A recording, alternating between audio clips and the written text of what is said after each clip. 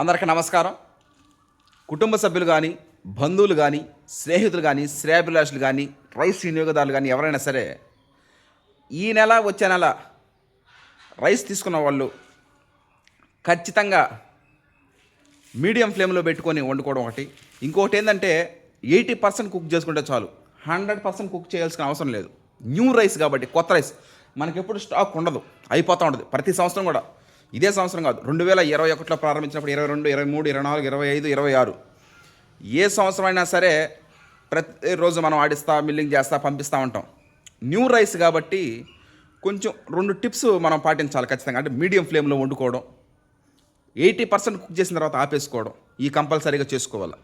ఈ నెలే, తర్వాత మళ్ళీ వచ్చే నెల నుంచి మళ్ళీ మామూలు అయిపోద్ది కాబట్టి ఈ నెల కొంచెం జాగ్రత్తగా చేసుకోగలిగితే మనం చేయడం జరుగుతుంది. ఇదే విషయం తెలియజేయడం జరుగుతుంది కుటుంబ సభ్యులకి, బంధువులకి, స్నేహితులకి, శ్రేయాభిలాషులకి, రైస్ వినియోగదారులందరికీ. Okay, Harshat Vihar and team members, thank you all. మళ్ళీ నవంబర్లో తెలంగాణ సోన ప్రారంభమవుతుంది.